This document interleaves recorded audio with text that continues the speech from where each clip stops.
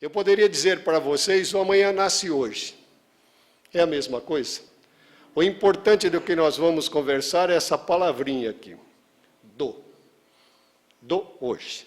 Por que o do? É o nosso compromisso.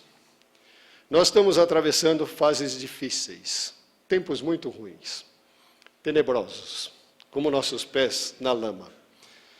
Tanto que o Ed me perguntou no caminho para cá, se eu havia visto alguma coisa. Eu disse a ele que não, que preferi nem vir nada. Depois, no final, a gente fica sabendo, porque os tempos estão muito difíceis.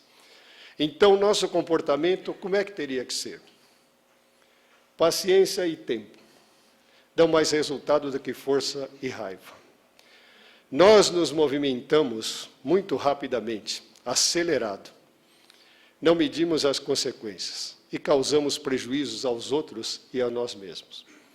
Quando Mateus se referiu ao texto dele, dizendo de Jesus as palavras, quando lhe baterem uma face, ofereça também a outra, o que exatamente ele queria nos dizer?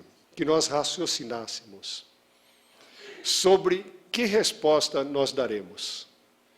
E a sugestão dele foi que nós escolhêssemos aquela que tornasse as pessoas mais felizes. Normalmente nós atendemos nossas más inclinações e fazemos o contrário. Então, do hoje, a atitude de hoje. Semeadura é voluntária, colheita é obrigatória. O que nós plantarmos hoje, nós colheremos amanhã. Nós escolhemos nosso plantio. Esquecemos da rega e da espera. E chegamos no resultado que, na maioria das vezes, não é aquele que nós queríamos. Nós vamos conversar com vocês sobre o amanhã nasce do hoje, nesses aspectos. Auto-engano, escolhas, hora certa, caminhada e correntes. Existem vários assuntos, mas não teríamos tempo de falar todos. E principalmente disso. Travas. São os empecilhos que nós colocamos para tornar o nosso amanhã melhor. Auto-engano. Nós nos enganamos como? Demoramos na decisão. Todos nós sabemos que estamos aqui para evoluir. Transformação moral. Palavra bonita que se usa. Nós somos recalcitrantes. Demoramos em tomar essa decisão. E aí, nós estamos assim. Poderemos ficar assim? Mas, vamos copiar o Ed? Se nós não nos transformarmos, nunca iremos voar. Depende de quem? De nós. Então, a vida é feita de escolhas. A todo momento, nós faremos escolhas. Nós vivemos no mundo da velocidade e da eficiência. Mundo que nós criamos e não sabemos viver nele. Nós nos movimentamos pelo pensamento e pensamento é energia. Nós vivemos em um mar de energias. E a todo momento nós vamos precisar fazer escolhas. Se nós não deixarmos aquelas travas, a autossabotagem nos prejudicar, poderemos escolher as melhores. Aí como será? Nenhum obstáculo será grande se a nossa vontade de vencer for maior.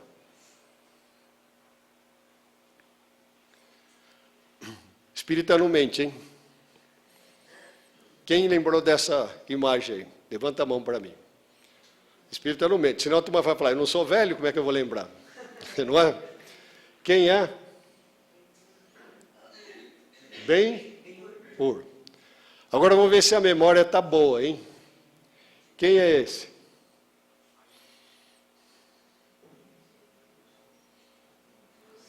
Esse é o adversário de Ben-Hur.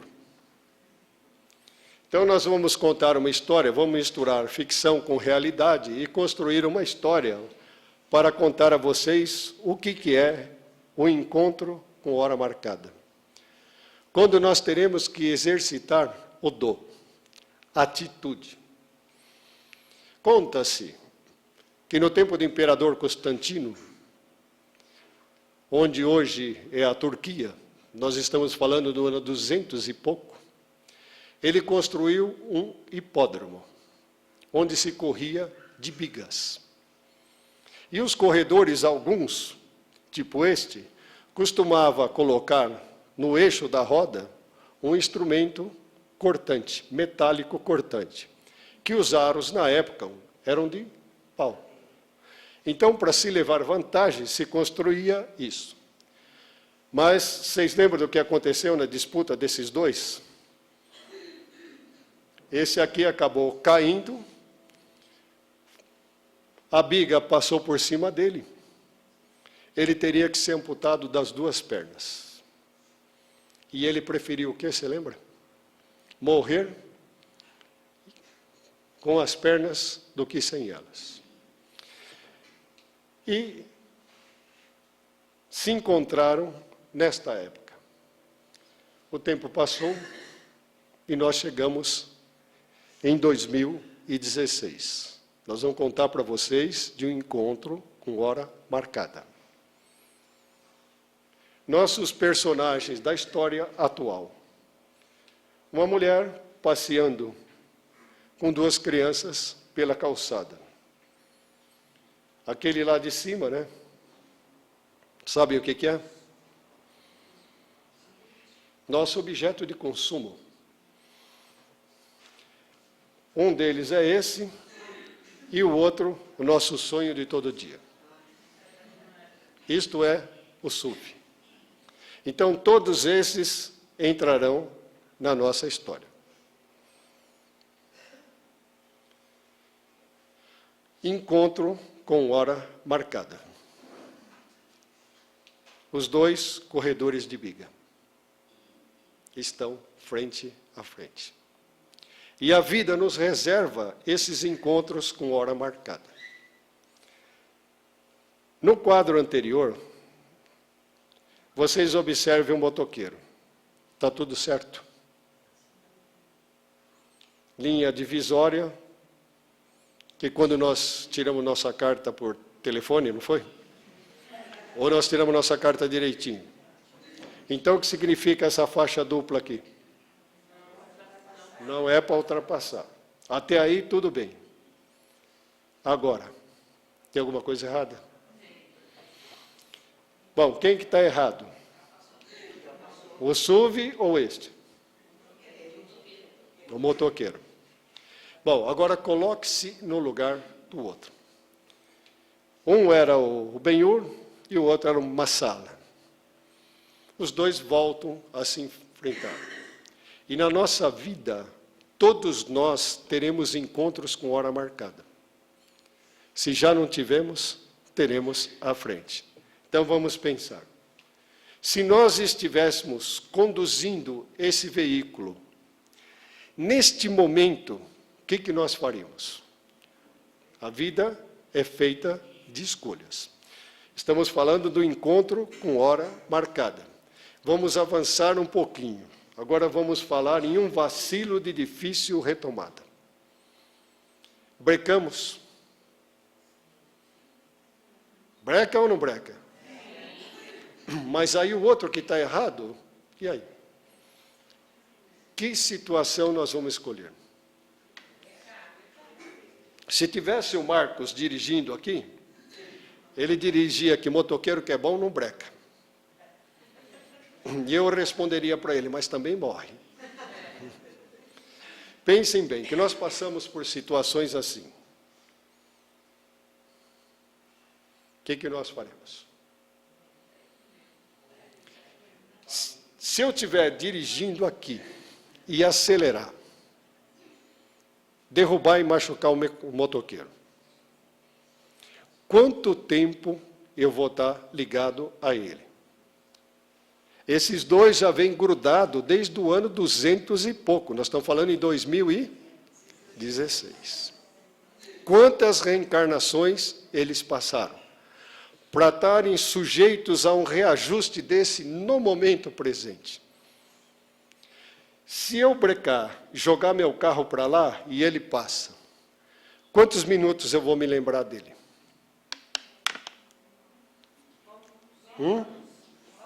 Alguns. E se eu derrubar o motoqueiro? A vida é feita de escolhas. Nós escolheremos. Se ele cai, ele vai para um hospital. Vai precisar de um leito? Ele teria que estar sendo hospitalizado ou foi por uma atitude que ele fez? E aí, se eu disser para vocês que ele é um ladrão de leito, vocês concordam? Que ele vai estar roubando o leito de alguém? Aí teríamos o nosso irmão com uma doença gástrica grave, precisando daquele leito. Este é mais merecedor do que o outro? Não sabemos, hein? Não sabemos. Ao homem não compete julgar. Por que que o outro está com uma doença grave de estômago? Como ele contraiu aquilo? Então, nós não sabemos. Então, a nossa atitude no momento, e esse aqui, que é o motoqueiro bom, que cai, né? Ele vai para o hospital. Quanto tempo ele fica lá? A vida dele para? Vocês acham que para ou não? A nossa não para, a dele para. E a namorada dele, quanto tempo vai demorar para ir para a balada com o amigo dele? Então, vamos pensar, mas aqui. Encontro com hora marcada. Até esta linha divisória que nós vamos mostrar para vocês, a espiritualidade nos conduz. Quando chegamos nesse limite aqui, há necessidade de uma decisão, não há? Quem vai tomar esta decisão? Nós mesmos, através do quê? Livre arbítrio. Então, nós temos essa responsabilidade. E o que é livre-arbítrio? A possibilidade de fazer escolhas. Mas Deus, sendo soberanamente bom e justo, Ele nos oferece a condição de dizermos não às leis divinas. Nós estaremos contrariando as suas leis. E vamos pagar por isso. Porque nós criamos uma situação, ficamos devendo para a lei. E a justiça divina deverá ser inteiramente saciada. E aí nós vamos falar com vocês em reparação. Quem vai reparar? Este ou este? Então isso é um vacilo rápido, um vacilo rápido, de difícil retomada. E nós estaremos roubando uma das maiores ferramentas da reencarnação. Chama-se tempo.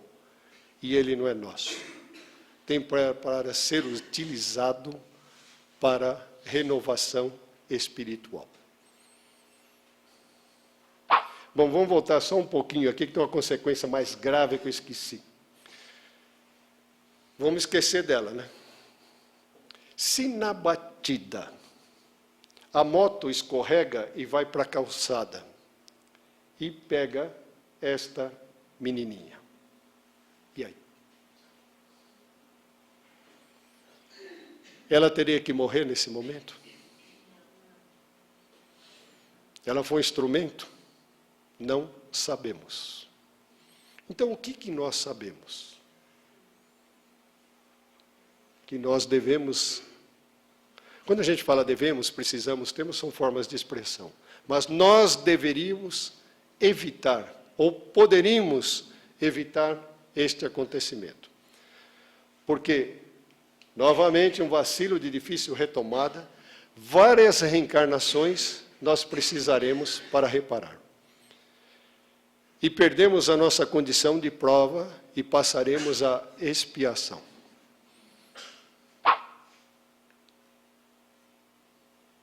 Quando executados, não voltam atrás. Todo mundo preparado? Que nem o Ed aí. Vamos lá, assoprando, hein? Agora, já. Olha, foi fraco, viu? Vamos fazer de novo. Ué, senão vou trazer você aqui que você movimenta melhor que eu, hein? Vamos lá, hein? 1, 2 e... Opa, falhou aqui. Agora. O que não volta atrás? Vocês já pensaram sobre isso? Falar sem pensar, agir sem pensar. Maravilha para nós, hein? Quando dissemos, não leva o desaforo para casa. Oh, beleza. E pior ainda, quando nós dissermos, né, eu não respondo por mim. Aí nós estamos doentes mesmo, precisamos ser internados, hein? Precisamos ir para o manicômio. Pensamento emitido, palavra pronunciada, ação equivocada. Quanto tempo nós vamos precisar para consertar isso? Então, se o silêncio ajuda, que está escrito aí, quando não sabermos o que dizer, é melhor que façamos o quê? Silêncio. Aí o importante, lembrem disso. Aí nós vamos ficar como? Carregando o relógio nas costas, esperando que aquelas reencarnações passem rapidamente, para nós aliviarmos esse sofrimento. E olha o tamanho do relógio que nós vamos carregar, hein? Quantos anos são necessários para esquecer 1 minuto?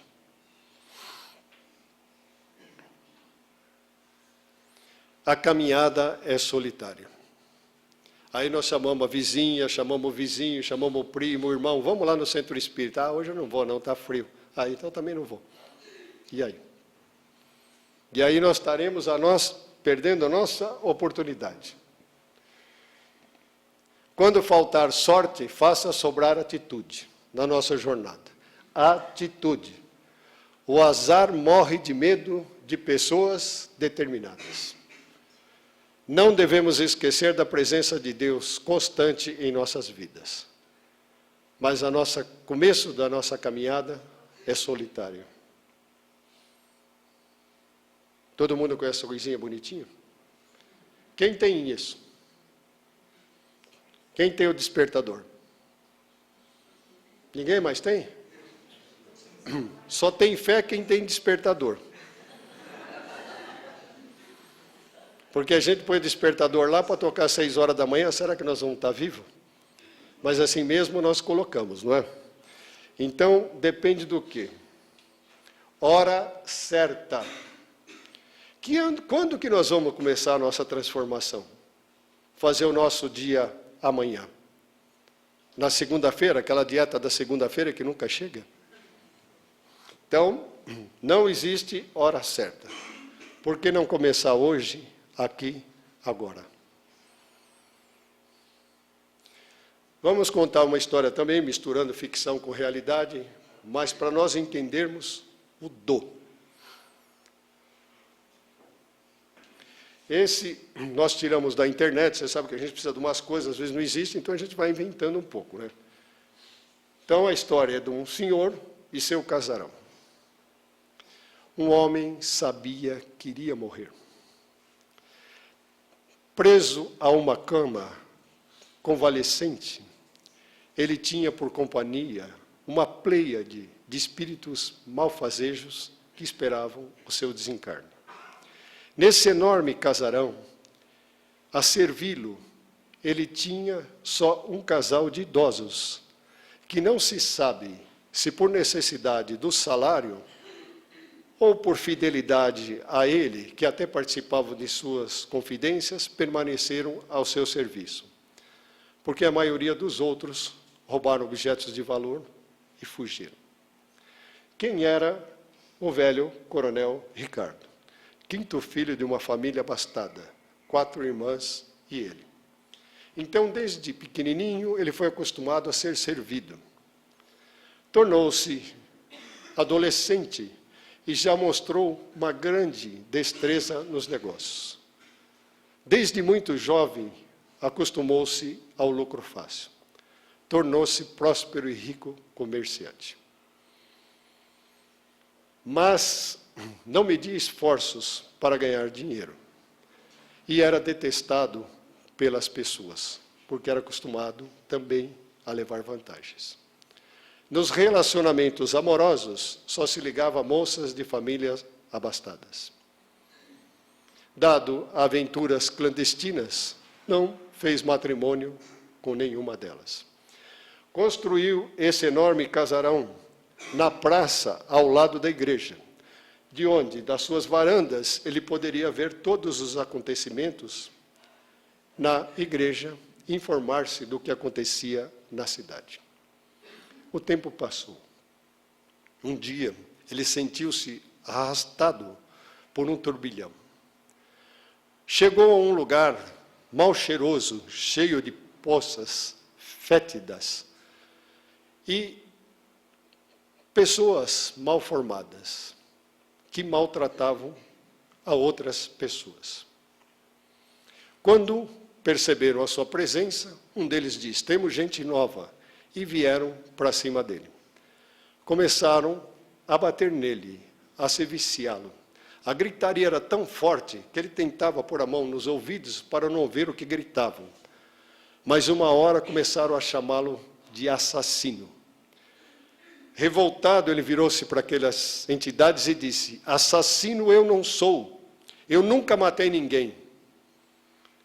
Um deles olha firmemente para ele e diz: você é assassino sim, porque assassino não é só o que mata fisicamente, é aquele que mata o sonho de qualquer pessoa, por menor que ele possa ser.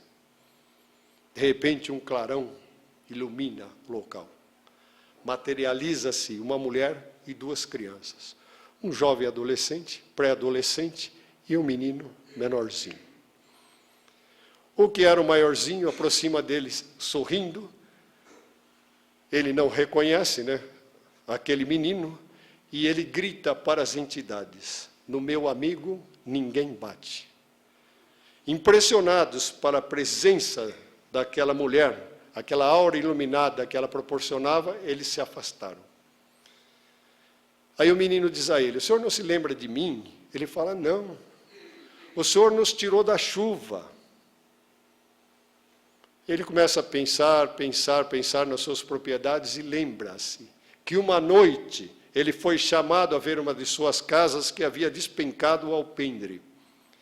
E o menino, e o irmãozinho e a mãe estavam ali na chuva e pediu para ele: posso me abrigar na sua casa? Ele deixou que eles se acomodassem embaixo daquela laje caída. E o menininho disse a ele: posso pegar algumas frutas do pomar? Ele respondeu: só as que estiverem no chão. Único gesto desinteressado que ele praticou na vida. Única ação que ele fez sem obter um resultado, que foi o do para ele. O amanhã nasce do hoje. Única atitude benéfica que ele fez na vida, ele proporcionou esse resultado. Então pergunto a vocês: vocês já fizeram o seu único ato desinteressado na vida?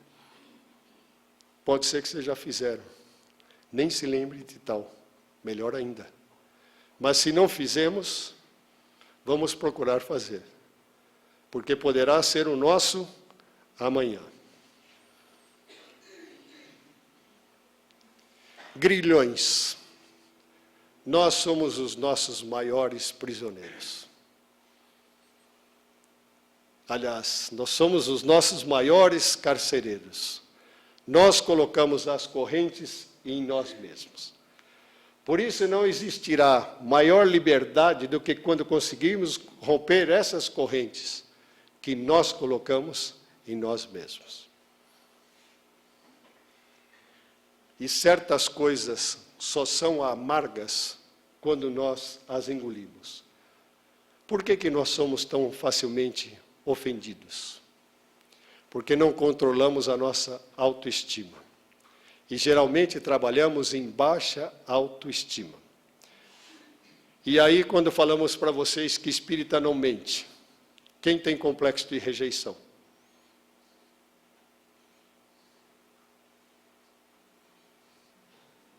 Obrigado, viu, Iraci, pela solidariedade. O resto é um bando de mentiroso, viu? Quem tem baixa autoestima? Quem tem complexo de rejeição? É ruim se nós não administrarmos. Se nós administrarmos, nós faremos o nosso amanhã. Porque nós não vamos engolir isso. Nós não seremos ofendidos. Como dizia o professor Roberto Roden, temos que nos tornar inofendíveis. Bonito, não é?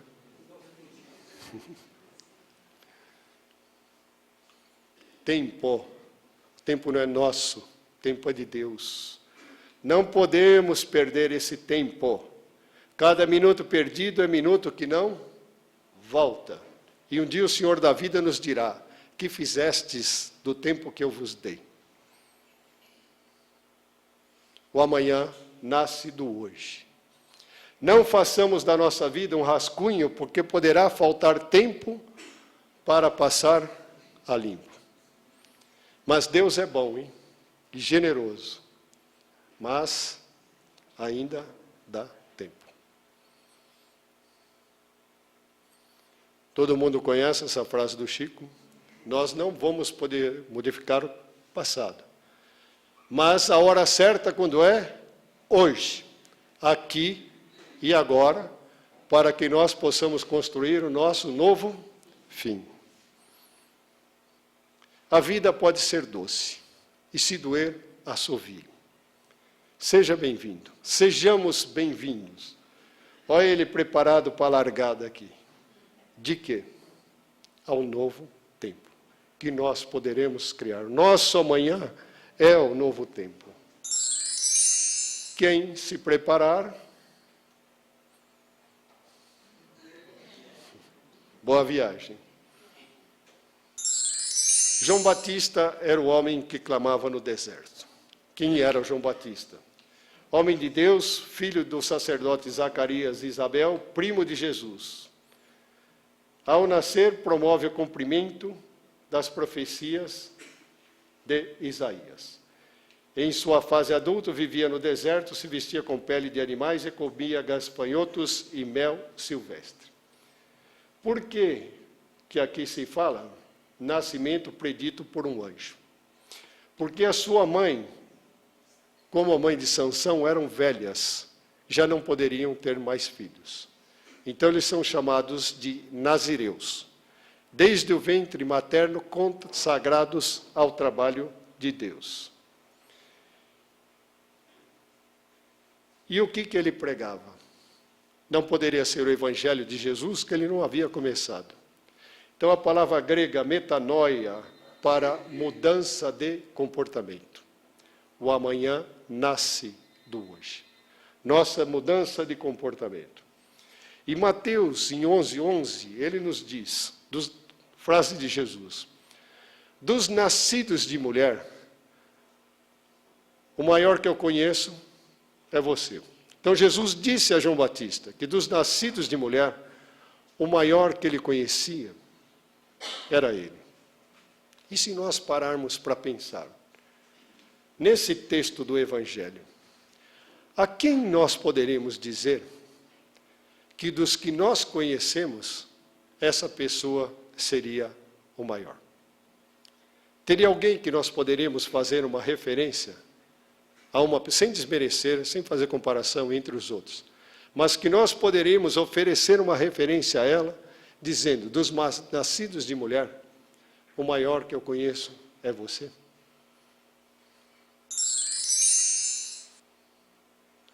São os exemplos que nós vamos colocar para que a gente raciocine sobre o trabalho de cada um deles.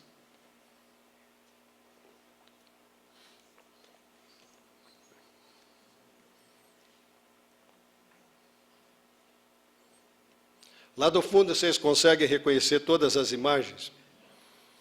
Tem alguma figura daí que vocês não sabem quem é?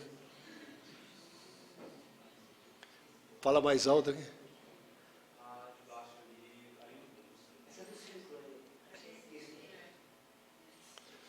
Se eu falar para vocês que vocês são um bando de mentirosos, hein? Quem que daqui já não foi no shopping Anália Franco? O shopping Anália Franco vocês conhecem, né? Então vamos contar uma história para vocês. No tempo que eu era jovem, né? Faz tempo, né? Não tinha o shopping, né? Ali do lado existia o Instituto Anália Franco, que esta mulher construiu. Ela era uma feminista da época, e ela recolhia as meninas da rua, mães solteiras, promovia muito cursos. Não dá para a gente contar por causa do tempo. Ela veio do Rio de Janeiro para São Paulo. Mas nós, espíritas, não a reconhecemos devidamente no trabalho que ela fez. Qual outro que vocês não sabem?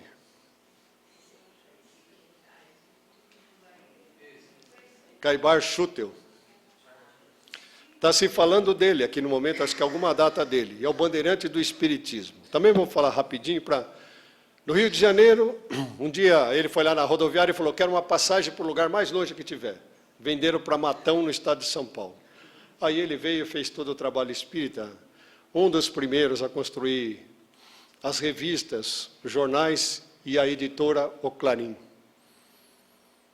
Mais algum? Esse? Ou esse? Este? Esse? Santo Agostinho. Este? Paulo. Santo Agostinho, bispo de Hipona. Existem várias frases para a gente lembrar dele. Mas o nosso amanhã nasce do hoje. Então, vou contar uma para vocês. Para a gente lembrar, para não estragar o nosso amanhã. Se um homem mau lhe ofender, se uma mulher má lhe ofender, perdoa rapidamente, senão nós teremos 2 homens maus, nós teremos 2 mulheres más. Então, se um homem mau lhe ofender, perdoa rapidamente, senão nós teremos... O Paulo, vocês conhecem. Quando ele caiu do cavalo, literalmente ele caiu do cavalo. Só existia um caminho, estamos no chão, só podemos retomar. E ele, quando levantou-se, viu aquela imagem na frente, o que ele falou? Vocês lembram? Senhor, que queres que eu faça? Ele reclamou. Ele queixou-se da sua situação. Então, o que ele nos mostrou? Aí vocês poderão me dizer, mas eu não sou Paulo. Por que nós não somos Paulo? O que ele provou nesse momento? Que uma única reencarnação, nós não precisamos perder tempo. Nós podemos fazer cumprir toda a nossa evolução espiritual. Ele fez. E o que ele ia fazer? Ele ia para a Síria, para Damasco, em uma rua que existe até hoje, chamada Rua Direita. Pegaram um cristão chamado de Velho Ananias. E a Ananias foi revelado espiritualmente que Paulo iria lá. E que ele deveria socorrer Paulo, porque Paulo havia ficado cego. E ele deveria tirar as escamas dos olhos de Paulo para que ele pudesse enxergar novamente. E aí? Nós vamos precisar ir lá, com essa guerra toda que tem lá na Rua Direita, lá na Síria, que existe até hoje, procurar o velho Ananias para tirar as escamas de nossos olhos? A vida é feita de escolhas. Nós escolhemos. Rapidinho, gente, que a hora vai. Mais algum? Este. Quem conhece? Eurípides Barçanufo. Rapidinho, né? Para a gente. Há uns 3 anos atrás, veio um português, lá de Portugal, né? Dar aulas de pedagogia nas escolas aqui. Perguntado ao José da Ponte, né? O Zé da Ponte, o Pacheco, o que ele estava fazendo no Brasil, o que ele fazia diferente. Ele falou, raios, não sabem? Eu vim aqui ensinar pedagogia de Eurípides Barçanufo. No Brasil, ele é pouco reconhecido. Em alguns lugares, ele é reconhecido como um grande pedagogo.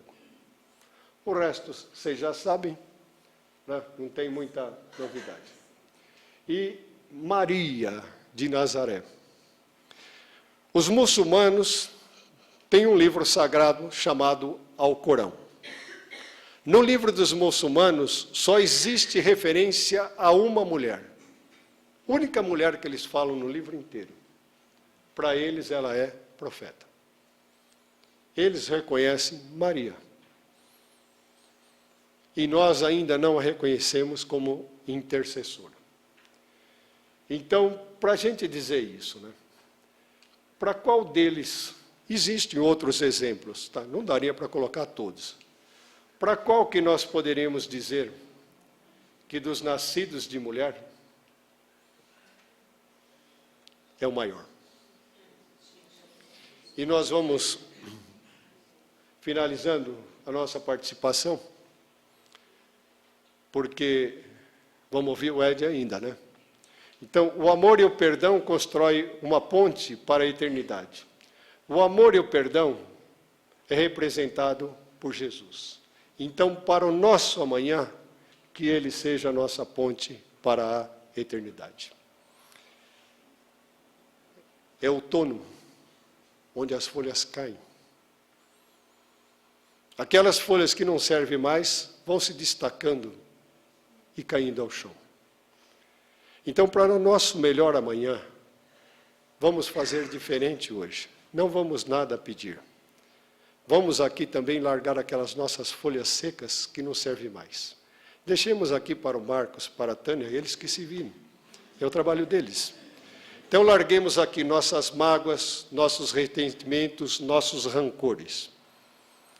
Vamos pedir aos amigos espirituais que nós possamos ser muito mais caridade do que vaidade. E que nós tenhamos muito mais a doar do que a nos doer. Porque o amanhã nasce do hoje. Jesus abençoe a todos. Obrigado pela paciência, pela tolerância.